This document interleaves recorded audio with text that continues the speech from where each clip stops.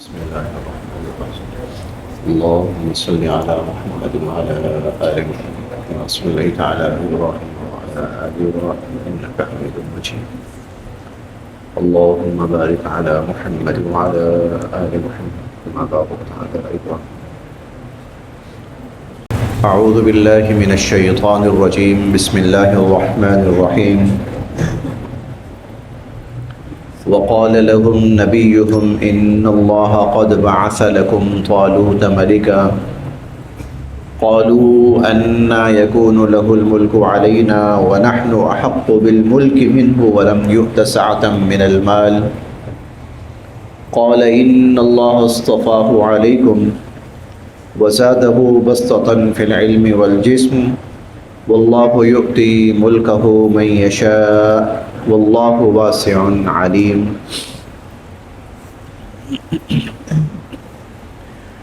وقال اور فرمایا لہم ان سے، وقال لہم اور ان سے یعنی جو بنی اسرائیل کے سردار تھے ان سے فرمایا، نبیہم ان کے نبی نے، وقال لهم نبیہم اور ان کے نبی نے ان سے فرمایا، انا بے شک اللہ تعالیٰ نے، ان اللہ بے شک اللہ تعالیٰ نے، قد یقیناً، بعث مقرر فرمایا، بعث مقرر فرمایا، لکم تمہارے لیے، طالوت کو، ملکہ حاکم یا بادشاہ. ان اللہ قد بعث لکم طالوت ملکہ، اللہ تعالیٰ نے تم لوگوں کے لیے طالوت کو حاکم مقرر کیا ہے، بادشاہ مقرر کیا ہے. قالوا وہ کہنے لگے، انا کیسے، یکون ہو سکتی ہے، لہو اس کے لیے یا اس کی، الملک حکومت بادشاہت، علینا ہم پر.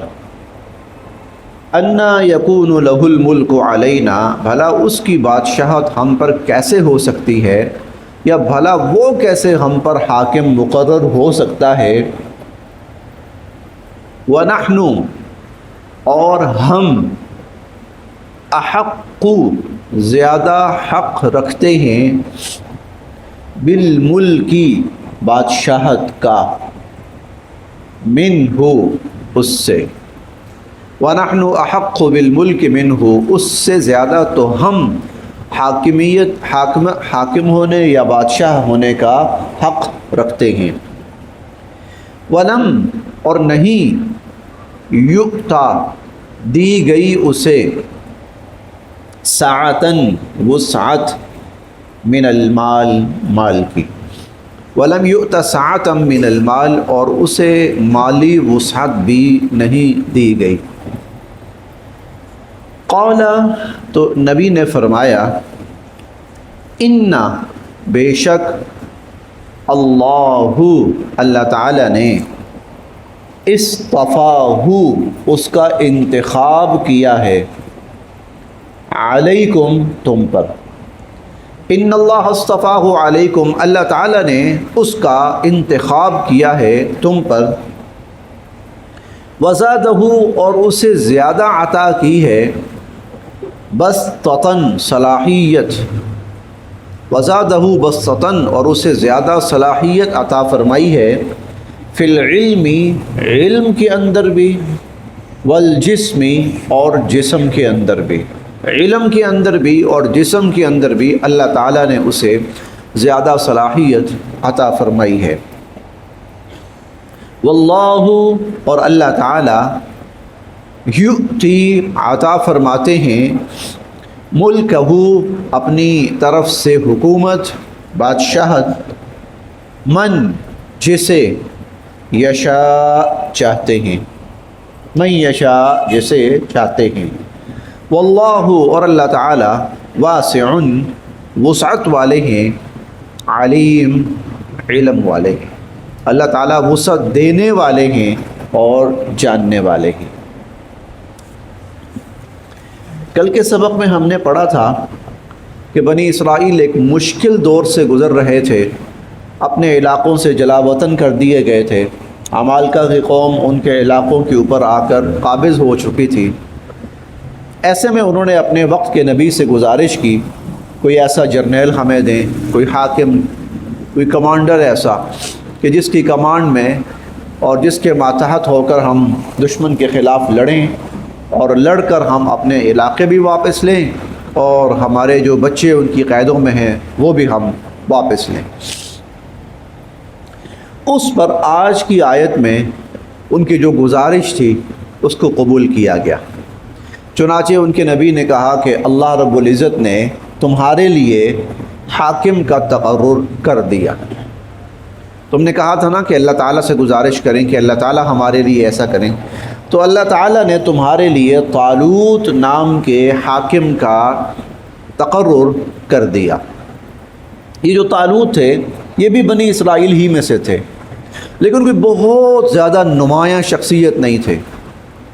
یہ حضرت یعقوب علیہ السلام کی جو اولاد تھی ان میں سے بنیامین کی اولاد میں سے تھے۔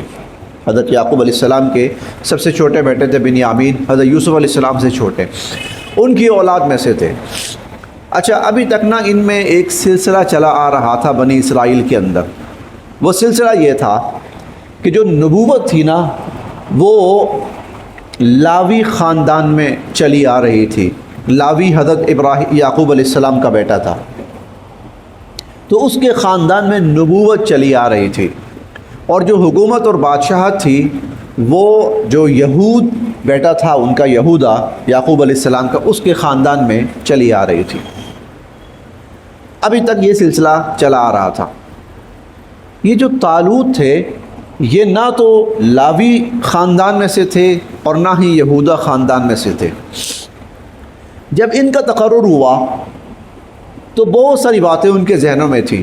پہلی بات تو یہ ہے کہ یہ روٹین سے ہٹ کر ہے، یہ تو ہمارا وہ خاندانی حق تھا، آبائی حق ہے، ہمارا خاندانی حق ہے، یہ حکومت تو ہمیں ملنی چاہیے، بادشاہت تو ہمیں ملنی چاہیے۔ جب طالوت کا تقرر ہوا وہ کہنے لگے وہ کیسے، وہ اس کو کیسے بادشاہت مل سکتی، کیسے مل سکتی ہے؟ کیوں؟ بادشاہ تو چلا آ رہا ہے یہودا خاندان میں سے، یہ یہودا خاندان کا فرد ہی نہیں ہے، اس کو کیسے بادشاہت مل سکتی ہے؟ تو اس کا جواب اس آیت میں اللہ رب العزت نے عطا فرمایا، اور اس نبی نے جواب دیا کہ بھائی یہ تمہارا طے کیا ہوا ایک تسلسل تھا، خدائی فیصلہ تو نہیں تھا۔ خدائی فیصلہ نبوت کا ہوتا ہے، باقی عموماً یہ تھا کہ حکمران بنا آ رہا تھا، چلا آ رہا تھا اس خاندان یہودا خاندان میں سے، ٹھیک ہے، لیکن اس وقت جو وقت کی ضرورت ہے اس کے لیے جو شخص مفید ہے، مناسب ہے، وہ یہ طالوت شخص ہے، یہ طالوت شخص ہے۔ اچھا، اللہ نے اس کا تقرر کیوں کیا ہے؟ اس کے بہت سارے جوابات یہاں دیے گئے۔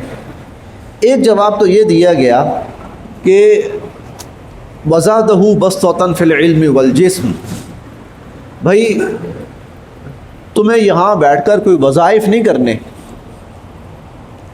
کوئی وظیفے نہیں پڑھنے، کوئی یہاں بیٹھ کر کوئی مسند علم نہیں سنبھالنی، مرد میدان چاہیے، میدان کا آدمی چاہیے، جس کے پاس فوج کو لے کر، جماعت کو لے کر، قوم کو لے کر چلنے کا سلیقہ ہو، حوصلہ ہو، صلاحیت ہو، اور جسمانی اعتبار سے وہ ایسی وسعت اور صلاحیت رکھتا ہو کہ اگلے سے بات منوا سکے۔ کمزور سا بندہ ہو نا، گھر والے نہیں مانتے اس کی، لیکن ایک اچھا جسیم انسان ہو نا، اچھے وجود کا حامل، کوئی بھی شخص اس کی بات کو نظر انداز نہیں کرے گا۔ کوئی بھی شخص، اس کی جو پرسنالٹی ہوتی ہے وہ اگلے کو پہلے لمحے میں متاثر کرتی ہے۔ چنانچہ ایسے حاکم ہونے چاہیے کہ جن کی پرسنالٹی اور شخصیت وہ بھی اپنی جگہ ایک وجود رکھتی ہو۔ یہ قرآن کریم کے الفاظ یہ اس کو دلالت کر رہے ہیں۔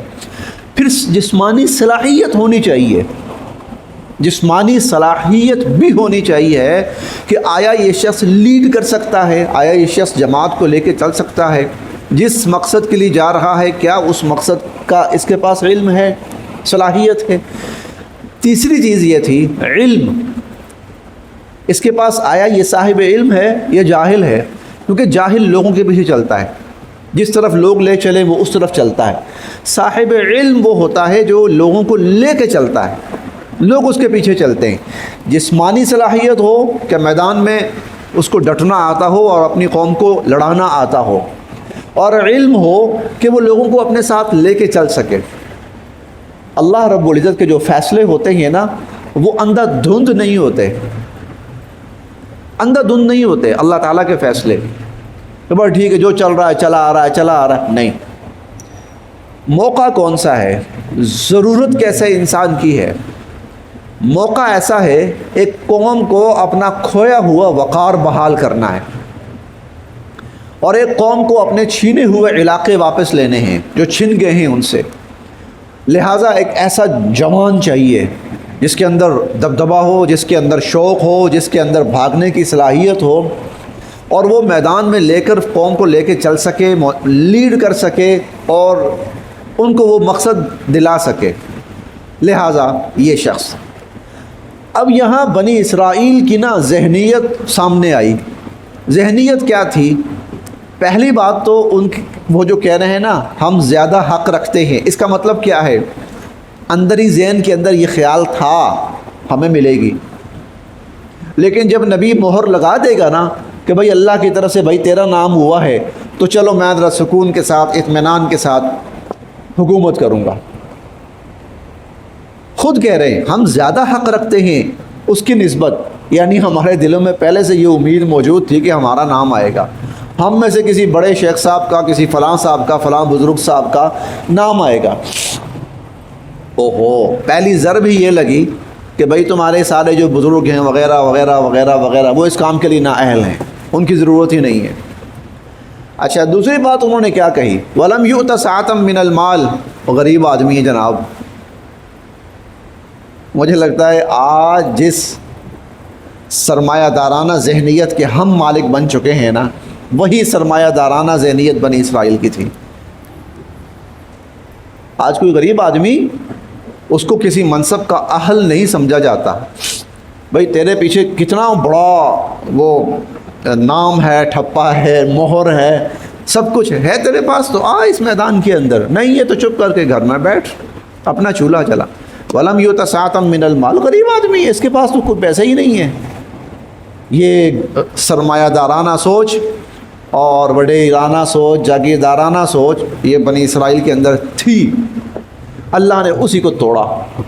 اس کی ضرورت ہی نہیں، اس کی ضرورت ہی نہیں، مالی وسعت کی یہاں ضرورت ہی نہیں۔ باقی رہی مالی وسعت، جب یہ حاکم بن جائے گا سارا مال اسی کا ہے، سارا مال اسی کا ہے۔ اللہ رب العزت کل بے شمار وسائل عطا فرما دیں گے، مالی وسعت آ جائے گی، وہ کون سی؟ لیکن سوال یہ ہے کہ جو مہم درپیش ہے اس کے لیے کون سا شخص کارآمد ہے؟ اس کے لیے یہ کارآمد ہے۔ کیوں؟ ان اللہ اصطفاہ علیکم، پہلی بات تو اللہ نے انتخاب کیا ہے۔ جب اللہ نے انتخاب کیا ہے تو پھر کسی کو بولنے کا حق ہی نہیں، بات ختم ہو گئی۔ یہ پہلا اصول ہے، یہ پہلا اصول ہے۔ دلیل ہو تب، دلیل نہ ہو تب۔ جب انتخاب اللہ نے کیا ہے تو بات ختم۔ ہم حضور علیہ الصلوۃ والسلام کو سب سے اعلیٰ اور عرفہ مقدس و مطہر نبی مانتے ہیں۔ کس نے نبی بنایا ہے؟ اللہ نے۔ اللہ نے حضور علیہ الصلوۃ والسلام کو اعلیٰ عرفہ مقدس امام الانبیاء اشرف الانبیاء بنا دیا، ہم اسی کو مانتے، وہی مانتے ہیں۔ اللہ رب العزت نے 1.25 لاکھ انبیاء علیہم السلام کو نبی بنایا، مانا۔ ایک شخص اس سے کہتا ہے میں بھی نبی ہوں، نہیں مانتے۔ کیوں؟ تجھے کون سا اللہ نے نبی بنایا ہے؟ تو خود سے نبی بننے کی کوشش کر رہا ہے۔ کوئی نہیں مانے گا، جھوٹا ہے قطعاً۔ تو پہلا جو اصول ہے ان اللہ اصطفاہ علیکم، اللہ نے اس کا انتخاب کیا ہے۔ میں اس پر اس لیے زور دے رہا ہوں کہ یہ ایک اٹل ترین اسلام کی حقیقت ہے کہ جب اللہ تعالیٰ کسی چیز کا فیصلہ فرما دیں، ایک ہوتا ہے رائے اور اختیار، بھائی تمہیں اختیار ہے، چاہو تو کرو، چاہو تو نہ کرو۔ ایک ہے فیصلہ، میں آپ کو اس کی ایک مثال دیتا ہوں، 22ویں پارے میں ہم پڑھیں گے۔ اللہ تعالیٰ نے حضور علیہ الصلوۃ والسلام سے فرمایا کہ آپ حضرت زید رضی اللہ عنہ کا رشتہ بھیجیں حضرت زینب کی طرف۔ حضور علیہ الصلوۃ والسلام نے رشتہ بھیجا، حضرت زید کا رشتہ بھیجا حضرت زینب کے گھر۔ حضرت زید آپ کے منہ بولے بیٹے مشہور ہوئے تھے، اور حضرت زینب آپ کی پھوپھی کی بیٹی تھی۔ حضرت زینب نے اور ان کے بھائی عبداللہ بن جہش نے رشتے سے انکار کر دیا کہ یہ ہمیں رشتہ قبول نہیں ہے۔ بہت ساری وجوہات تھیں، ان وجوہات کو دیکھا جائے تو ان کی بات بالکل ویلڈ ہے، کیونکہ نکاح کے اندر برابری ضروری ہے، ہونی چاہیے۔ حسب نسب کی برابری بھی ہونی چاہیے، قریب حسب نسب ہونا چاہیے، عمر کی برابری بھی ہونی چاہیے، علم کی تعلیم کی برابری بھی قریب ہونی چاہیے۔ یہ اسلام کی تعلیم ہے۔ جو رشتہ قائم کیا جائے تو یہ برابری قریب ہونی چاہیے۔ عمومی طور پر اسلام پسند نہیں کرے گا کہ بہت بڑی عمر کا مرد ہو اور بہت چھوٹی عمر کی لڑکی ہو، الا یہ کہ مجبوری ہو جائے تو الگ بات ہے۔ عمومی طور پر اسلام پسند نہیں کرے گا۔ عمومی طور پر اسلام پسند نہیں کرے گا ایک بہت امیر ہو اور ایک بہت غریب ہو۔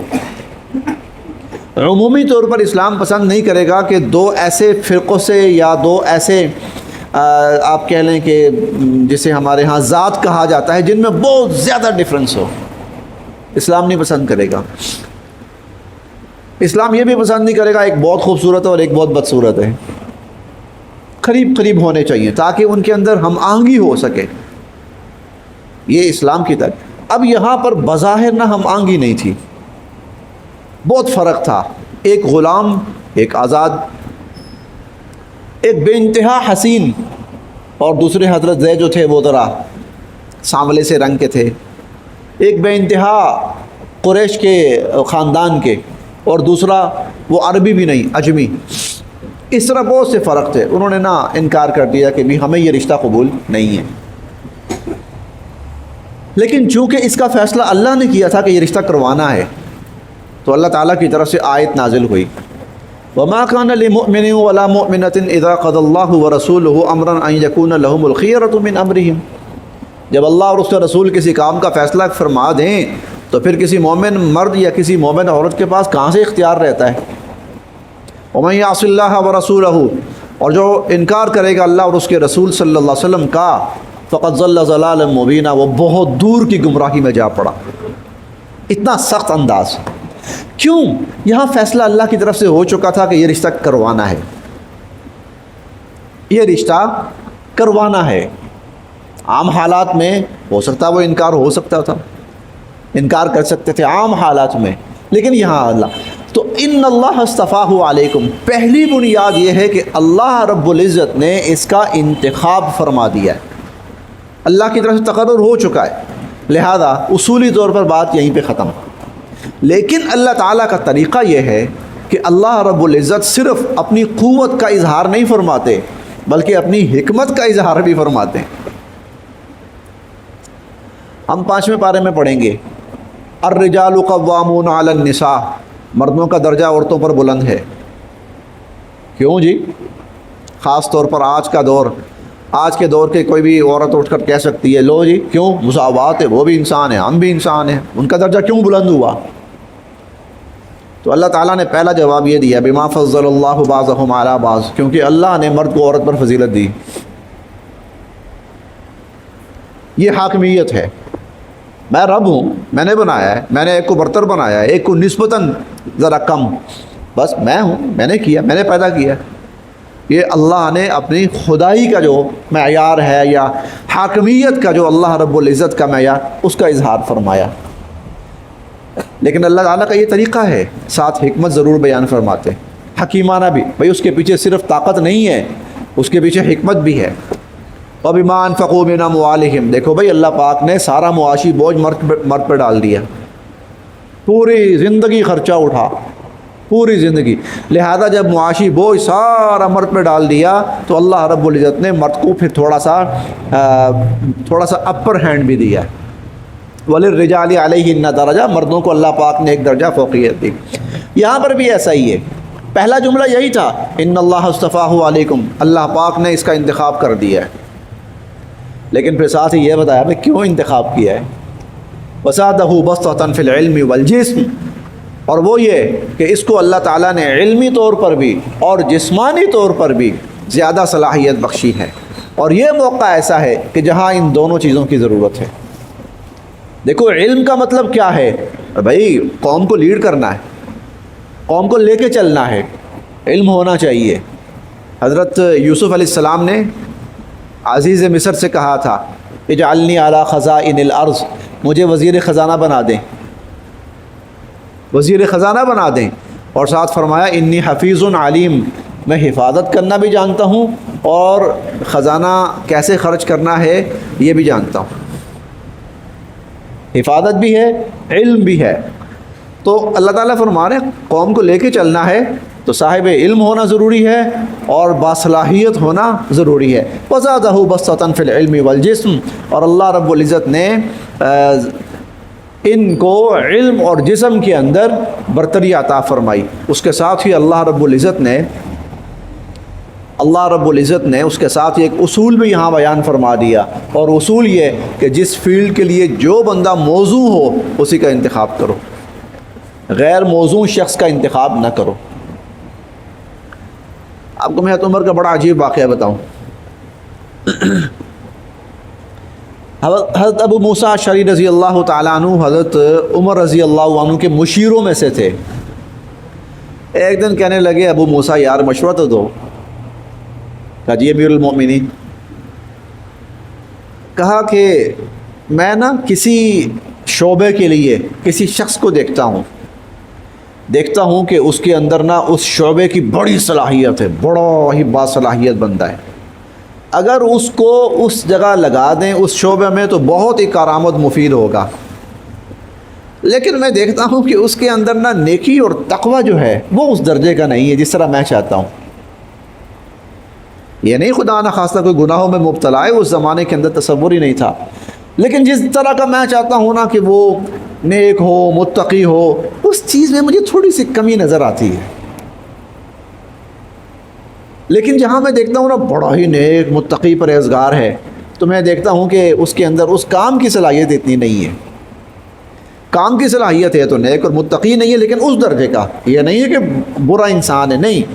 حضرت عمر کا معیار. اور اگر نیک اور متقی ہے تو اس کے اندر صلاحیت نہیں ہے.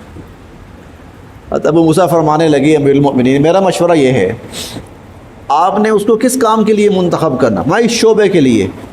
تو فرمانے لگے کہ پھر جس شعبے کے لیے منتخب کرنا ہے نا دیکھیں اس شعبے کی صلاحیت اس کے اندر ہے کہ نہیں ہے. اگر ہے تو آپ اس کو مقرر کر دیں.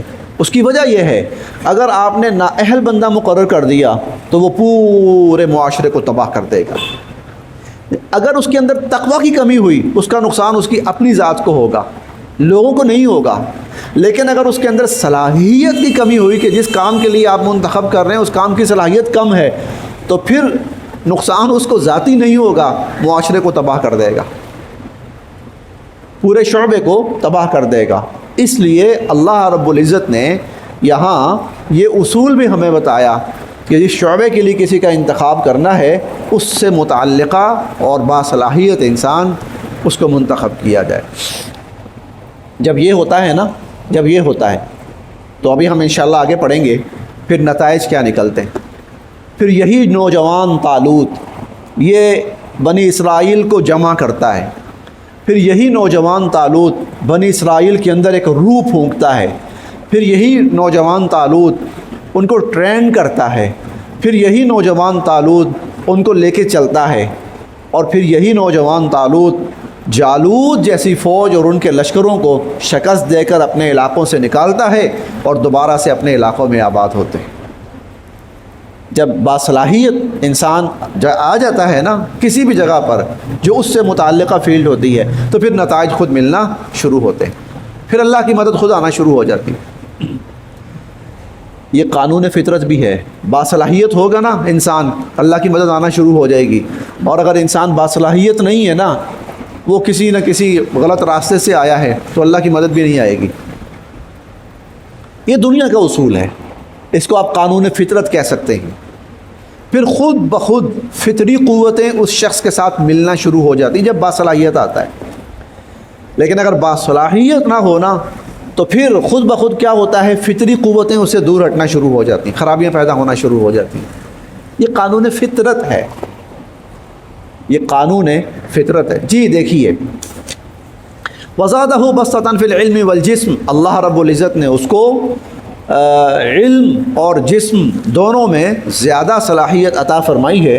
واللہ یؤتی ملکہ من یشاء، اللہ جسے چاہتے ہیں اپنی طرف سے حکومت عطا فرماتے ہیں. واللہ واسع، اللہ وسعت دینے والے ہیں. آج نہیں ہے مالی وسعت، اللہ دینے والے ہیں، اللہ دے دیں گے. علیم، اللہ جاننے والے ہیں، اللہ کو پتہ ہے کس جگہ کے لیے کون سا شخص کارآمد ہے اور مفید ہے. وقال لهم نبیہم، اور ان سے ان کے نبی نے کہا، ان اللہ قد بعث لکم طالوت ملکا، اللہ تعالیٰ نے تمہارے لیے طالوت کو حاکم مقرر کیا ہے. قالوا، وہ کہنے لگے، انا یکون لہ الملک علینا، ارے اس کو کہاں سے بادشاہت مل سکتی ہے ہمارے اوپر. ونحن احق بالملک من، اس کی نسبت تو ہم کہیں زیادہ حق رکھتے ہیں حکومت اور بادشاہت کا. ولم یؤت سعۃ من المال، اور اسے مالی وسعت بھی نہیں دی گئی. قال، تو وہ نبی فرمانے لگے، ان اللہ اصطفاہ علیکم، اللہ تعالیٰ نے اس کا انتخاب کیا ہے تم پر. وزادہ بسطۃ فی العلم والجسم، اور اللہ تعالیٰ نے اس کو علمی اور جسمانی اعتبار سے زیادہ صلاحیتوں سے نوازا ہے. واللہ یؤتی ملکہ من یشاء، اللہ جسے چاہتے ہیں اپنی طرف سے بادشاہت عطا فرماتے ہیں.